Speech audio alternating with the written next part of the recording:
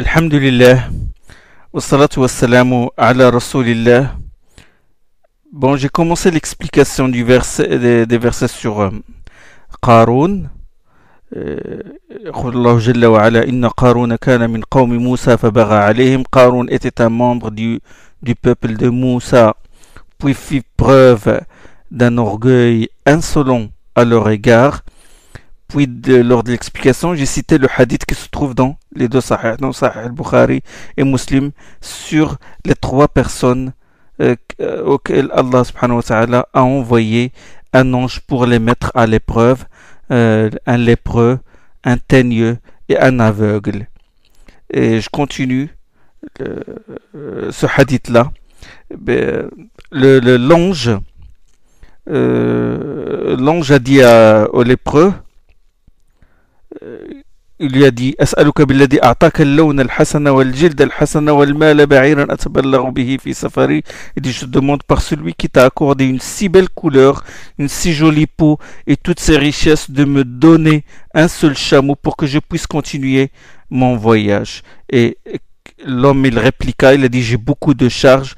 Et puis l'ange, qui a revêtu la forme de quelqu'un qui est pauvre et qui est teigneux, pour rappeler à cet homme-là son passé, l'ange a dit كأني أعرفك ألم تكن أبرص يقذرك الناس فقيرا فأعطاك الله. L'ange lui dit, il me semble te connaître. N'étais-tu pas le lépreux pour qui les gens avaient de la répulsion? N'étais-tu pas pauvre et qu'Allah t'a pourvu de toutes ses richesses? Il lui a rappelé qu'Allah lui a accordé une belle couleur, une peau saine. Il l'a enrichi. Et là, qu'est-ce qu'il a fait, cette personne? Il a fait un autre mensonge. Il a dit, le premier mensonge, c'est quoi? C'est al-huquq kathira. Il a dit, les droits dont je dois m'acquitter sont nombreux.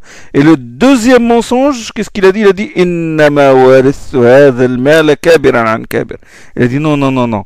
J'ai hérité ces richesses de mes nobles aïeux. Je l'ai hérité de père en fils. J'étais riche. Mon père était riche. Mon grand-père l'était aussi. Il a nié ses origines. Il a oublié ses origines, son passé, il ne veut plus en entendre parler. Beaucoup de ceux qui étaient pauvres et qui deviennent riches par la suite,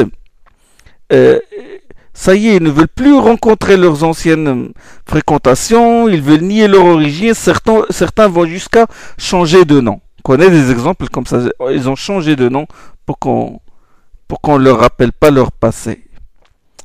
فقال الملك فقال إن كنت كاذبا فصيرك الله إلى ما كنت.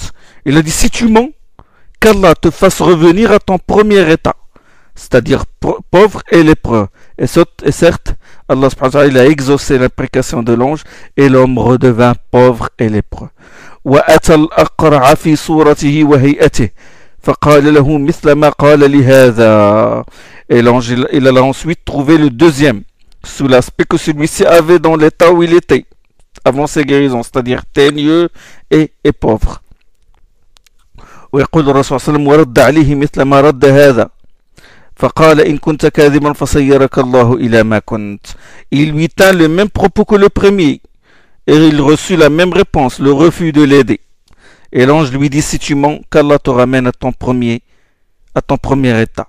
Il redevint alors pauvre et teigneux. L'ange se présente ensuite, le tour de l'aveugle. Il se présenta enfin devant le troisième homme, sous les traits qu'il avait et la situation dans laquelle il était, c'est-à-dire un pauvre et un aveugle. فقال رجل مسكين وابن سبيل انقطعت بي الحبال في سفري فلا بلاغ لي اليوم إلا بالله ثم بك أسألك بالذي رد عليك بصرك شاة أتبلغ بها في سفري. Il lui dit, je suis un homme pauvre et un voyageur complètement coupé de ses ressources. Je n'ai personne aujourd'hui qui puisse me faire parvenir à ma destination, si ce n'est Allah, puis toi. Je te demande par celui qui t'a rendu la vue, de me donner une brebis pour me permettre de poursuivre mon voyage. شاة أتبلغ بها في سفري فقال قد كنت أعمى فرد الله إلي بصري. L'homme il répondit, certes, j'étais aveugle et Allah m'a rendu la vie. La reconnaissance du bienfait d'Allah. Dans Hadith al-Bukhari, la version de Bukhari dit j'étais pauvre et Allah m'a enrichi. فقال فخذ ما شئت ودع ما شئت فوالله ما أجهدك اليوم بشيء أخذته لله عز وجل. Il a dit voilà, prends ce que tu veux et laisse ce que tu veux. Par Allah, je ne te refuse rien et je le fais dans le seul but de plaire à Allah. Remarquez l'ikhlas, la sincérité, la pureté de l'intention. فقال الملك أمسك مالك فإنما ابتليتم فقد رضي الله عنك وسخط على صاحبك. L'ange lui dit garde ton bien car Allah vous a éprouvé, il t'a agréé et il s'est courroucé contre tes deux compagnons. Comme j'ai dit au début de ce dars, la dernière fois, je dis il faut recevoir la parole d'Allah avec tous tes sens. C'est comme si ces paroles s'adressaient à toi. La même chose concernant la sunna. Le hadith, c'est la révélation, bien sûr. Hadith du prophète. Quand quelqu'un va lire ce hadith, et il va penser que le prophète nous raconte cette histoire comme ça. Les lépreux chez les fils d'Israël, les communautés qui nous ont précédés, c'est comme si la chose ne le concernait pas. N'oubliez pas que le prophète s'adresse à nous dans ce hadith-là. Il s'adresse à nous. Là, les trois hommes, Allah leur a envoyé un ange pour les mettre à l'épreuve. Mais sachez, chers frères, sachez bien une chose. C'est que chaque jour, Allah nous envoie des gens. Il nous envoie des gens pour nous éprouver. Il nous envoie des pauvres. Il nous envoie des orphelins. Il nous envoie des frères qui sont endettés. Il nous envoie des frères qui font la da'wah, qui ont besoin d'aide.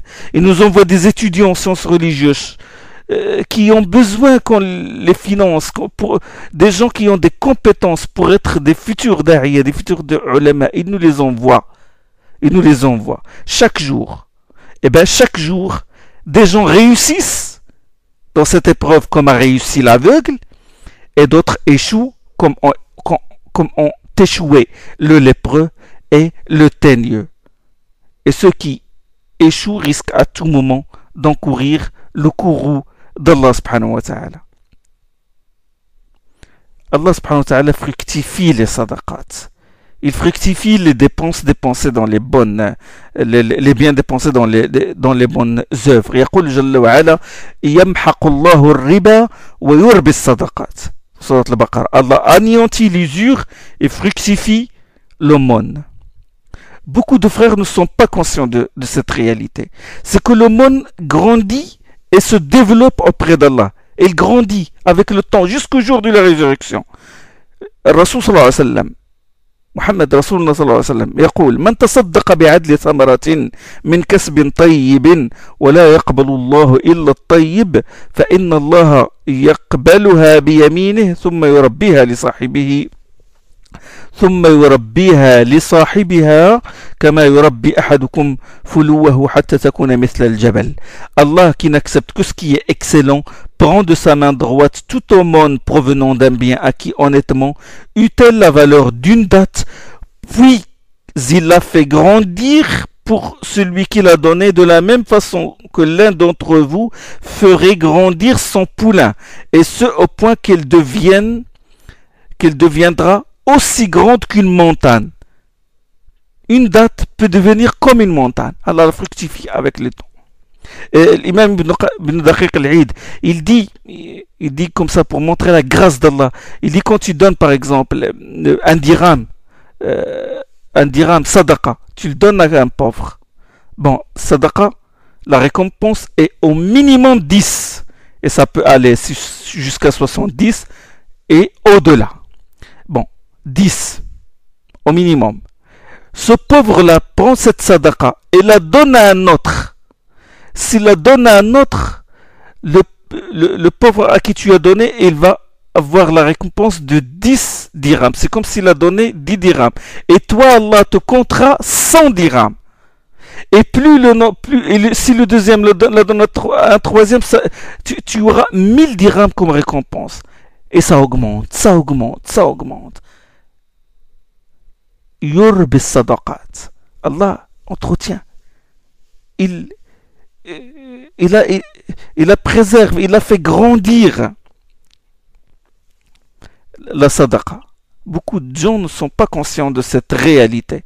Imagine que tu aides un talib ilm, un étudiant en sciences religieuses. Tu l'aides, tu lui donnes je ne sais pas combien d'argent, et puis lui, il devient par la suite un da'iya. Tout ce qu'il fait, les récompenses, tu en es récompensé. Revenons au verset qui parle de Qarun. Inna Qaruna kana min qawmi Musa fabagha alayhim. Qarun était un membre du peuple de Moussa, puis fit preuve d'un orgueil insolent à leur égard. Il s'est enorgueilli, il a dépassé les bornes de l'hostilité et de l'iniquité à l'égard de son peuple. Selon certaines sources traditionnelles, et beaucoup de savants s'accordent à le dire d'ailleurs, comme Tabari, Qarun était le fils de l'oncle de Moussa alayhi salam. Était le fils de l'oncle, de son oncle. Fabagha alayhim, il a dépassé les limites de l'hostilité et de la justice contre eux. Selon certaines sources aussi, Moussa n'a pas échappé à l'injustice de Qarun. Et Qarun, qu'est-ce qu'il a fait? Il a invité une prostituée, lui a donné de l'argent pour qu'elle dise Moussa a commis l'adultère avec moi et m'a rendu enceinte. Et cette accusation fut pénible à Moussa, il en fut très touché. Et il invita la prostituée et lui demanda de jurer qu'elle a bien commis l'adultère avec lui. Mais Allah subhanahu wa ta'ala lui inspira à cette femme de dire je témoigne que tu es innocent et que Qarun m'a corrompu pour que je dise cela. Et cette femme a dénoncé Qarun. Ça veut dire qu'il a été hostile aussi à Qarun. يقول الله سبحانه وتعالى على suite des versets وآتيناه من الكنوز ما إن مفاتحه لتنوء بالعصبة أولي القوة. Nous lui accordâmes parmi nos trésors tant de trésors que les clés en étaient trop lourds à porter par une bande d'hommes robustes. وآتيناه وآتيناه من الكنوز. Allah dit وآتيناه من الكنوز. Nous lui accordâmes signifie que c'est Allah qui lui a accordé ses richesses. من الكنوز. Nous lui accordâmes parmi les trésors. من الكنوز. Parmi les trésors. Cela veut dire quoi? Cela veut dire qu'aussi nombreux soient les trésors de Qarun, ils ne sont qu'une part infime des trésors d'Allah subhanahu wa ta'ala. C'est-à-dire nous lui accordons une part de ces trésors-là, mais ces trésors-là, ils étaient trop lourds, les clés de ces trésors étaient trop lourds à porter par une bande d'hommes robustes. Ces trésors sont tellement nombreux que les clés seulement de ces trésors sont trop lourds à porter. لتنوء بالعصبة أي لتنيء العصبة. لتنوء, le terme نوء qui est une racine du verbe لتنوء, c'est le mail, c'est le fait de pencher, de basculer tantôt à droite, tantôt à gauche. C'est-à-dire qu'ils sont tellement lourds que les hommes robustes, la bande d'hommes robustes qui les portent, ils basculent tantôt à droite, tantôt à gauche. Tellement ces caisses-là, ces clés-là sont lourdes. Et remarquez avec moi cette nuance phonétique. La lettre waw est prolongée, ça veut dire qu'elles sont lourdes. Là, je ne peux pas traduire ce terme-là, mais j'essaie de vous transmettre la vibration de cette parole-là. La tanou, le mot en arabe, la tanou, aux prolongations, comme Allah subhanahu wa ta'ala voulait dire que vraiment ces clés-là sont lourds à porter. Ça, c'est juste les clés des trésors qui sont enfouis sur la terre. Alors, que dire des trésors et que dire des autres biens de Qarun? Vraiment riche. إذ قال له قومه لا تفرح إن الله لا يحب الفرحين. La suite des versets. Son peuple lui dit ne te réjouis pas, Allah n'aime pas ceux qui se réjouissent. Ne te réjouis pas, Allah n'aime pas ceux qui se réjouissent. Là je traduis littéralement. Son peuple, إذ قال له قومه, son peuple. Est-ce qu'il s'agit de son peuple de manière générale, ou de son entourage, ou des gens pieux parmi les fils d'Israël? De qui s'agit-il? De quel peuple s'agit-il? Bon, là, c'est le contexte qui nous montre de quels gens s'agit-il. C'est le style, as-siyaq. Quand on médite les propos de ces gens-là, qu'est-ce qu'ils ont dit, ces gens-là? Ne te réjouis pas. Allah n'aime pas ceux qui se réjouissent. Et ils lui ont dit aussi وَابْتَغِ فِيمَا آتَاكَ اللَّهُ الدَّارَ الْآخِرَةَ وَلَا تَنْسَ نَصِيبَكَ مِنَ الدُّنْيَا وَأَحْسِنْ كَمَا أَحْسَنَ اللَّهُ إِلَيْكَ. Il dit cherche à obtenir l'ultime demeure au moyen de ce qu'Allah t'a accordé, sans pour autant oublier ta part dans son monde. Agis de manière parfaite comme Allah le fait envers toi. Des conseils qui émanent qui dégagent, si vous voulez, une piété, une sagesse. Donc son peuple, qawmahu, ce n'est pas n'importe qui, mais ce sont bien les pieux et les savants d'entre les fils d'Israël. Donc qawmahu, ici, ici le peuple, pas n'importe quel peuple, mais les savants d'entre eux et l'élite, si vous voulez, les savants et les gens pieux. Est-ce que dans le Coran, le terme qawm est employé pour désigner les gens pieux, c'est-à-dire une catégorie particulière du peuple? Oui. Écoutez cette parole d'Allah subhanahu wa ta'ala. وَاخْتَارَ مُوسَى قَوْمَهُ 70 رَجُلًا لِمِيقَاتِنَا. Moussa choisit en tant que son peuple 70 hommes pour l'accompagner à notre rendez-vous. Qawmahu, ce n'est pas min qawmihi, parce qu'on trouve dans certaines traductions parmi son peuple. Mais là, waqtara Moussa qawmahu, il a choisi en tant que son peuple 70 hommes. Les 70 hommes sont l'élite, les gens pieux et les gens savants pour l'accompagner chez Allah subhanahu wa ta'ala, au rendez-vous qu'Allah subhanahu wa ta'ala lui a fixé. D'accord? Ce sont les gens pieux. Qu'est-ce que ces gens pieux et savants ont dit à Qarun? La tafrah, inna Allah la yuhibbul farihin. Ne te réjouis pas, Allah n'aime pas ceux qui se réjouissent. Qu'est-ce qu'ils veulent dire par ça? Qu'est-ce qu'ils veulent dire? Ne te réjouis pas, la tafrah. Est-ce qu'il veut lui interdire de se réjouir de manière absolue, n'importe quelle joie? Non, là il faut voir le contexte. Le contexte, le style donne des restrictions au sens. Le contexte limite la portée de la phrase. C'est une règle exégétique. Qaïda tafsir, wa qaïda usuliya dans les usul. Beaucoup tombent dans la confusion à cause de leur ignorance de cette règle.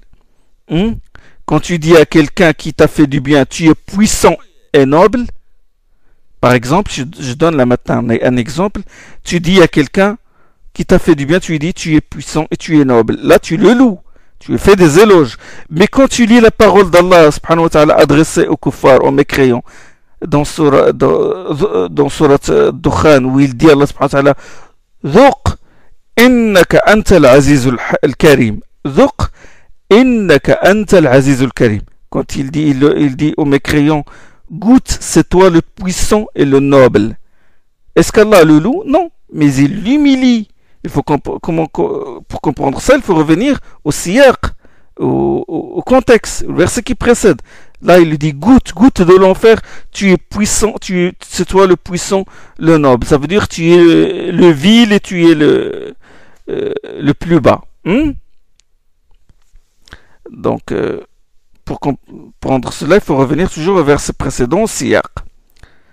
Parce que là, Allah subhanahu wa ta'ala dit avant de dire goûte, c'est toi le puissant, le noble, il a dit dans le verset qui précède, saisissez-le, خذوه فاعتلوه إلى سواء الجحيم ثم صبوا فوق رأسه من عذاب الحميم ذق إنك أنت العزيز الكريم. Il dit saisissez-le, il a dit à ses anges, saisissez-le le mécréant, traînez-le au cœur de la géhenne, فاعتلوه إلى سواء الجحيم, et encore verser sur sa tête une eau bouillante en guise de supplice, goûte, c'est toi le puissant, le noble. Donc c'est le contexte qui nous fait comprendre le sens de ces versets. Contexte, l'enfer ici, châtiment. Là, le contexte, c'est quoi? Il s'adresse à Qarun, il s'adresse à un tyran, à un riche, qui exploite les gens, qui est plein d'arrogance, qui les rabaisse. Et quand ils lui disent ne te réjouis pas, la tafrah, ils veulent dire ne sois pas arrogant, ne sois pas plein de glorioles. C'est ça ce qu'il veut dire. C'est une joie blâmable, comme a dit Allah dans un autre verset. Il a dit ذَلِكَ بِمَا كُنْتُمْ تَفْرَحُونَ فِي الْأَرْضِ بِغَيْرِ الْحَقِّ dans Surat Ghafir. Il a dit cela parce que vous vous réjouissiez sur terre à mauvais escient. Donc, là, c'est une joie qui est blâmable, n'est-ce pas? Il a dit le châtiment que vous subissez maintenant, c'est à cause de votre arrogance et de votre insolence. C'est ainsi qu'il faut comprendre le terme joie. Maintenant, écoutez cet autre verset. وَلَئِنْ أَذَقْنَاهُ نَعْمَاءَ بَعْدَ ضَرَّاءَ مَسَّتْهُ لَيَقُولَنَّ ذَهَبَ السَّيِّئَاتُ عَنِّي إِنَّهُ لَفَرِحٌ فَخُورٌ. Il a dit, et si nous lui faisons goûter à une faveur après avoir été touché par un malheur, sûr qu'il dit fini pour moi les mauvais jours. Tant il est joyeux et fier. Innahu la farihun fakhour. Tant il est joyeux et fier. Ici c'est la joie blâmable, joie empreinte d'orgueil. La preuve comment? La preuve c'est la suite. يقول الله سبحانه وتعالى إلا الذين صبروا وعملوا الصالحات. Ça c'est dans Surat Hud. Il a dit exception faite de ceux qui s'arment de patience et effectuent les œuvres pies. Ça prouve que la joie de cette personne-là est une joie blâmable, puisqu'il a accepté ceux qui patientent et qui œuvrent pieusement. D'accord. Maintenant, écoutez cet autre verset sur les martyrs. يقول الله سبحانه وتعالى ولا تحسبن الذين قتلوا في سبيل الله أمواتا بل أحياء عند ربهم يرزقون فرحين بما آتاهم الله من فضله. Ne crois pas que ceux qui ont été tués dans la voie d'Allah soient morts. Ils sont bel et bien vivants auprès de leur Seigneur et comblés de faveurs, réjouis de ce qu'Allah leur accorde comme faveur. فرحين بما آتاهم الله من فضله. Donc ça c'est une joie bien sûr louable. ويومئذ يفرح المؤمنون بنصر الله comme a dit subhanahu wa ta'ala dans Surat Ar-Rum. Les croyants se réjouiront ce jour-là du secours d'Allah. C'est une joie louable, joie légitime. Il y a donc joie et joie. Qu'est-ce qu'ils ont dit ensuite ces gens pieux à Qarun? وَابْتَغِي في ما آتاك الله الدار الآخرة ولا تنس نصيبك من الدنيا ولا تنس نصيبك من الدنيا وأحسن كما أحسن الله إليك ولا تبغي الفساد في الأرض إن الله لا يحب المفسدين. Cherche à accéder à l'ultime demeure au moyen de ce qu'Allah t'a accordé. Ou cherche, c'est des conseils là, c'est des conseils en or qu'il lui donne. Cherche en vue d'assurer l'ultime demeure au moyen de ce qu'Allah t'a accordé. وابتغي في ما آتاك الله الدار الآخرة. في ما آتاك. La particule ma introduit la généralité. Il introduit, c'est-à-dire qu'il doit veiller à assurer la demeure dernière au moyen de ce que Allah lui a accordé. En général, ce peut être la science, ce peut être l'aide physique, ce peut être l'argent, ce peut être la bonne parole, etc. Et normalement, l'homme doit assurer son salut le jour dernier en employant ce qu'Allah lui a accordé. Si Allah lui a accordé la science, il doit l'enseigner, la mettre en pratique. C'est général pour tout bienfait accordé par Allah. La santé, l'argent, il doit l'employer dans les bonnes œuvres. L'argent, le temps, il doit consacrer aux œuvres pies. Donc la portée de cette phrase est générale. Mais Qarun n'a ni foi ni religion. Ce qui fait que qu'est-ce qui fait la valeur de Qarun? C'est quoi? C'est son argent. Donc la portée de ce verset est générale, mais son sens est particulier. La particule ma qui introduit certes la généralité, mais son sens désigne quelque chose de particulier, à savoir l'argent. D'accord? À savoir, c'est comme si les gens pieux disaient à Qarun, cherche en vue d'assurer l'ultime demeure au moyen des richesses qu'Allah t'a accordées. C'est ce qu'on appelle, ce que les usuliyoun appellent le général dont on veut le particulier. Al-ammu al-muradu bihi al-khas. Et quand Allah subhanahu wa ta'ala, ça c'est un exemple, si vous voulez, exemple du général qui a le sens du particulier. La parole d'Allah subhanahu wa ta'ala adresse à Ibrahim. وَأَذِّنْ فِي النَّاسِ بِالْحَجِّ يَأْتُوكَ رِجَالًا. Il a dit à Ibrahim, et appelle les gens à accomplir le pèlerinage dans Surat al-Hajj. Cela signifie quoi? Est-ce qu'il signifie les gens en général ou il signifie les croyants en particulier? Il signifie les croyants. C'est donc du général dont on veut le particulier. Ça veut dire appelle les croyants et non pas les gens en général. Et cherche en vue d'assurer la demeure ultime. Il lui recommande l'ikhlas, la sincérité. Tout ce que l'homme fait doit le faire en vue d'assurer la demeure dernière.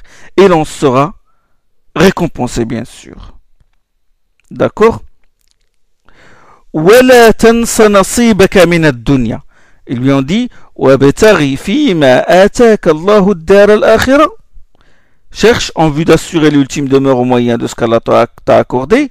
وَلَا تَنْسَ نَصِيبَكَ مِنَ الدُّنْيا. N'oublie pas ta part dans la vie d'ici-bas. Trois explications ont été données à ce verset. Elles sont toutes bonnes, mais une d'entre elles prévaut sur les autres. La première explication, ils lui disent œuvre en vue de plaire à Allah, car ce bas monde est un champ que tu récoltes pour en cueillir les fruits dans l'au-delà. Ad-dunya mazra'atul akhirah. Œuvre en vue de plaire à Allah, car ce bas monde est un champ que tu récoltes pour en cueillir les fruits dans l'au-delà. C'est-à-dire, ta part dans l'au-delà, c'est ce que tu as fait de bon dans ta vie, dans le monde d'ici-bas. N'oublie pas ta part dans le monde d'ici-bas, c'est-à-dire, en fonction de ce que tu as fait comme œuvre en vue de plaire à Allah, sera ta part de récompense dans l'au-delà. N'oublie pas ta part dans ce monde, profites-en pour œuvrer et ne néglige pas ta part. Profites-en, profite de ton argent pour gagner l'au-delà. D'accord? Ça, c'est une première explication. Donc, d'après cette explication, l'exhortation est continue, c'est-à-dire on cherche en vue d'assurer la demeure dernière et accomplir les œuvres salutaires. N'oublie pas ta part dans ce monde, ça veut dire profites-en pour gagner l'au-delà. Ça, c'est la première explication. La deuxième explication, n'oublie pas ta part du monde d'ici-bas, c'est-à-dire le linceul. Le kafan, le linceul, c'est ta part. C'est la part qui te revient. Tu vas tout laisser. Tu vas laisser l'argent, les palais, les domestiques. La part que tu emmèneras avec toi dans ce monde, c'est le linceul dans lequel tu seras couvert. C'est le tissu en guise de linceul dans lequel tu seras couvert. Tu vas tout laisser. Ça, c'est la deuxième explication. La troisième explication, la plus pertinente. N'oublie pas ta part du monde d'ici-bas. Profite et jouis des biens licites de ce monde. Profite du halal. N'oublie pas ta part. Là, cela prouve la sagesse de ces gens qui ont exhorté Qarun. Ils lui ont dit de profiter de ces biens licites parce qu'il n'est pas sage et il n'est pas intelligent de dire à un homme aisé qui vit dans le luxe et il mène une vie très confortable de jeter tout son argent ou de le dépenser en entier dans les œuvres pies. Il ne va pas supporter une telle chose. Il s'accroche à l'argent. Vous savez, l'homme riche est très attaché à ses biens. On déduit de ce verset un manhaj, le manhaj de da'wah, méthode de faire la da'wah. C'est les hommes riches, les hommes influents, il faut leur porter conseil en douceur et avec sagesse. Quelqu'un qui est ardemment attaché à un objet de désir, son cœur est imprégné d'amour pour cet objet-là. Tu ne vas pas lui dire jette-le d'un seul coup, mais il faut le faire graduellement. Dans Sahih al-Bukhari, Aïcha radiyallahu anha a dit ce qui fut révélé en premier, une sourate qui fait partie du Mufassal, إن أول ما نزل منه يعني من القرآن سورة من المفصل فيها ذكر الجنة والنار. C'est ce qui fut révélé en premier, une sourate qui fait partie du Mufassal. Mufassal, c'est la fin du Coran. Il est appelé Mufassal parce que les sourates ils sont courtes. Et ils comportent beaucoup d'interruptions. Par la basmala, bismillah ar-rahman ar-rahim, direct on passe d'une sourate à une autre. Le Mufassal, il commence d'après l'avis le plus pertinent, il commence par la sourate Qaf et se termine bien sûr par sourate An-Nas. Aïcha radiallahu anha, il a dit ce qui fut révélé en premier, une sourate qui fait partie du Mufassal. Inna awwala ma nazala min sura min al-Mufassal fiha dhikrul jannati wan nar, qui traite du paradis et de l'enfer. Hatta idha taba an-nas, ce n'est que lorsque les gens se sont attachés à l'islam. Hatta idha taba an-nas nazala al-halal wal haram. Ce n'est que lorsque les gens se sont attachés à l'islam que les versets traitant du licite et de l'illicite furent révélés. Et il a dit وَلَوْ نَزَلَ أَوَّلُ شَيْءٍ لَا تَشْرَبُوا الْخَمْرَ لَقَالُوا لَا نَدَعُ الْخَمْرَ أَبَدًا. Aïcha l'a dit. Il a dit, si les premières révélations avaient interdit le vin, les gens auraient dit, nous ne cesserons jamais de boire le vin. وَلَوْ نَزَلَ La taznou la qalu la nada'u zina abadan. Et si les premières révélations interdisaient l'adultère, ils auraient dit nous ne cesserons jamais de commettre, nous continuerons toujours à commettre l'adultère. Il faut donc, la da'wa doit être graduelle. Il faut s'y prendre petit à petit. Ces gens pieux ont dit à Qarun, nous ne te demandons pas de te débarrasser de tout ton argent. Mange, bois, jouis du licite. Ils lui ont dit ça par égard à la faiblesse de sa foi et son manque de tawakkul, de confiance en Allah. Puis ils lui ont dit Wa ahsin kama ahsan Allahu ilayk. Agis de manière parfaite comme Allah le fait envers toi. Fais du bien aux gens, aide les pauvres et les orphelins. Tu étais pauvre et Allah t'a enrichi. Wa ahsin كما أحسن الله إليك. Allah agit parfaitement à ton égard. ولا تبغي الفساد في الأرض إن الله لا يحب المفسدين. Suite des versets. Ils lui ont dit, ne favorise pas la corruption sur la terre, car Allah n'aime pas les corrupteurs. Contemplez avec moi ces versets. Méditez l'agencement des mots. Fais du bien aux gens. Ils lui ont dit Wa ahsan kama ahsanallahu ilayk. Et juste après, qu'est-ce qu'ils lui ont dit Wala tabghil fasada fil ard. Juste après, il lui dit ne favorise pas la corruption sur la terre. Quel est donc le lien entre ce passage et le passage qui le précède? Quel est le lien entre leur parole Wa ahsan kama ahsanallahu ilayk, agis de manière parfaite comme Allah le fait envers toi, et la suite Wala tabghil fasada fil ard, ne favorise pas la corruption sur la terre? Quel est le lien entre ces deux recommandations, entre ces deux phrases? C'est comme s'il lui disait, en t'abstenant de dépenser tes biens dans les œuvres pies, en refusant de donner aux pauvres, aux orphelins, aux veuves, tu favorises la corruption sur terre. Ah.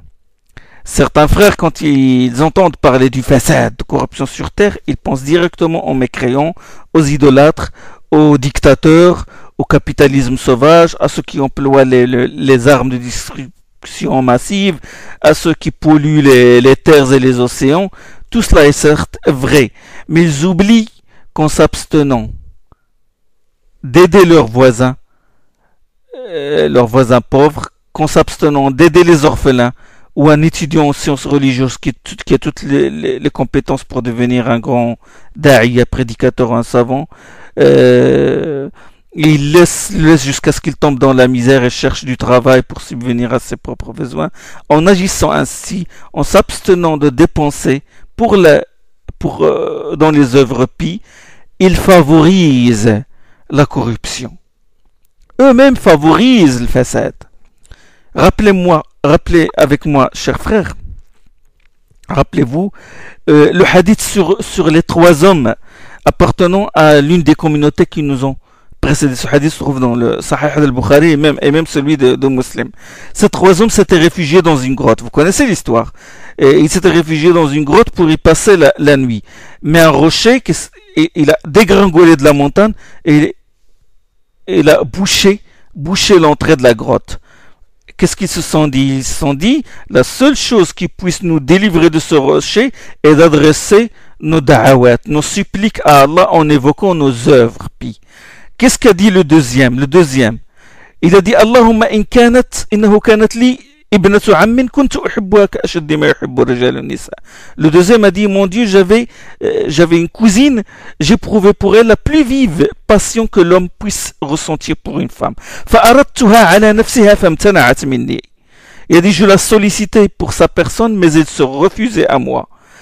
Hatta alammat biha sinatun min as-sinin. Une année de disette la contraignit. حتى ألمت بها سنة من السنين فجاءتني فأعطيتها 20 و100 دينار على أن تخلي بيني وبين نفسها ففعلت. Il a dit, je la sollicitais, j'essayais de la séduire, et il se refusait à moi. Et une année de disette la contraignit à venir me trouver. Je lui promis 120 dinars à condition qu'elle me laisse faire ce que je voulais d'elle. Ce à quoi elle consentit.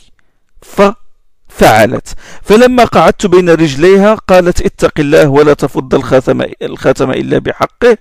Et au moment où je me plaçais entre ses jambes, elle me dit, crains Allah et ne romps pas l'hymen avant de t'acquitter de son vrai droit, à savoir le mariage, de son vrai droit. ولا تفض الخاتم إلا بحقه فانصرفت عنها وهي أحب الناس إلي وتركت الذهب الذي أعطيتها. Je m'éloignais d'elle alors qu'elle m'était la personne la plus chère, en lui abandonnant l'or que je lui avais apporté.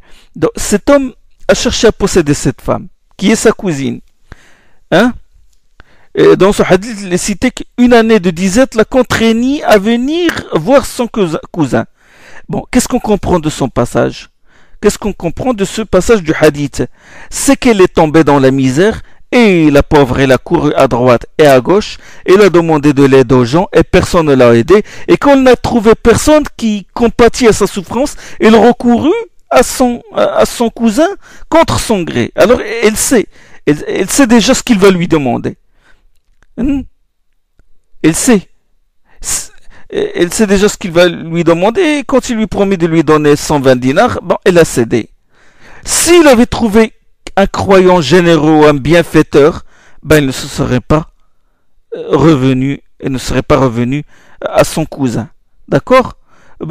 Beaucoup de femmes sont tombées dans la prostitution à cause de ça, à cause de l'avarice des gens riches, à cause de l'avarice des gens riches et des musulmans qui ont des moyens qui les ont pas aidés. Bien sûr, la femme ne doit en aucun cas vendre son corps sous n'importe quel prétexte, quitte à mourir, et elle n'est pas pardonnée, mais la réalité est ainsi. C'est le fait que les gens riches et les gens en général s'abstiennent de dépenser dans les œuvres de biens, cela favorise la prostitution, favorise le vol, favorise la corruption en général. Beaucoup de frères qui ont des compétences pour devenir des grands du'at, des grands savants, se sont arrêtés au milieu du chemin à cause du manque de moyens parce qu'ils n'ont trouvé personne pour les aider. À cause de l'avarice, à cause de l'avarice des gens, de certains musulmans, ça a causé des dégâts. La suite du verset. ماذا قال قارون? Qu'est-ce que cet ennemi d'Allah a dit? قال إنما أوتيته على علم عندي. Il a répliqué. Il a dit à ces gens qui sont venus lui porter conseil, il leur a dit, ce qui me fut accordé, je ne le dois qu'à une science qui réside en moi. Bon, il y a deux explications pertinentes de cette parole. La première, il leur a dit, ces richesses, je les ai obtenues par mes compétences et mes connaissances. Je sais où placer le sou. Je suis intelligent. C'est grâce à ma science et à mon intelligence que j'ai eu tout cela. Je connais les techniques de vente. Bon, si emploie le langage actuel, les techniques de vente, comment négocier une affaire, hein, je sais quand la bourse va monter, quand elle va descendre, etc. Si on emploie le langage actuel, si vous voulez. Donc, il a dit, grâce à ma science, à mes compétences que j'ai obtenues, que j'ai eu tout cela.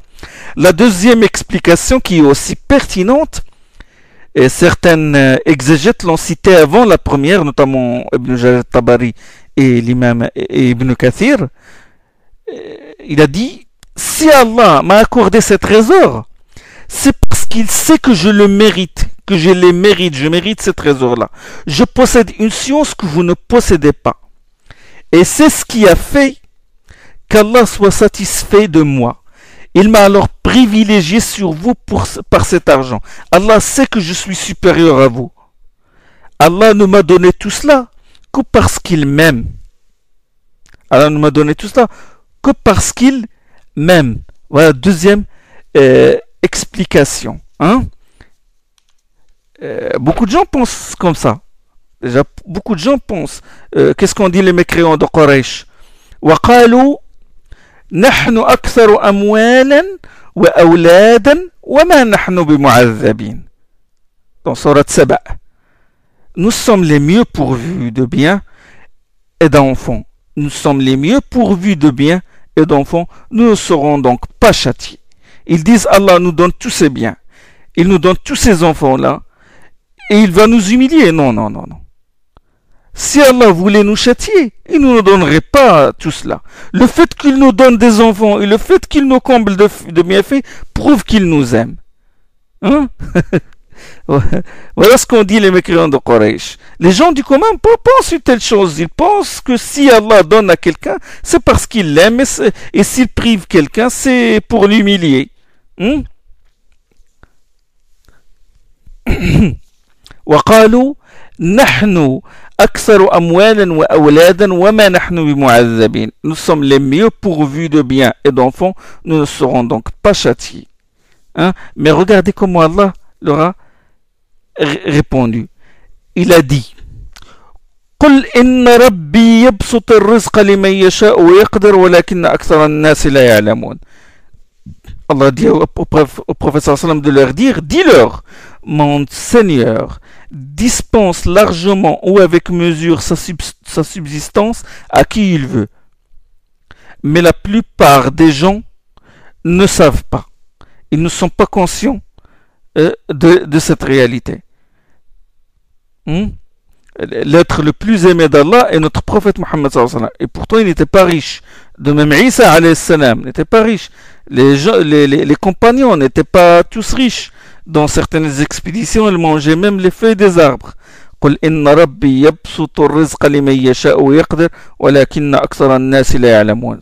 Comment Allah leur a répondu. Et il leur a la suite de la réponse. Il a dit وما أموالكم ولا أولادكم بالتي تقربكم عندنا زلفى وما أموالكم ولا أولادكم بالتي تقربكم عندنا زلفى إلا من آمن وعمل صالحا فأولئك لهم جزاء الضعف بما عملوا وهم في الغرفات آمنون. Il a dit, ce ne sont ni vos biens ni vos enfants qui vous rapprochent de nous, à l'exception de ceux qui auront cru et œuvré salutairement. Ceux-là auront droit à une double rétribution pour prix de leurs œuvres et connaîtront la paix dans les hauts lieux, du paradis. Les gens du commun pensent une telle chose. Et Allah, subhanahu wa ta'ala, il a blâmé ceux qui pensent de cette manière. Il a blâmé ceux qui pensent de cette manière. Inch'Allah, la prochaine fois, je continuerai l'explication des versets qui parlent de Qarun. Subhanakallah bihamdik. Ashhadu an la ilaha illa ant. Astaghfiruka wa atubu ilayk.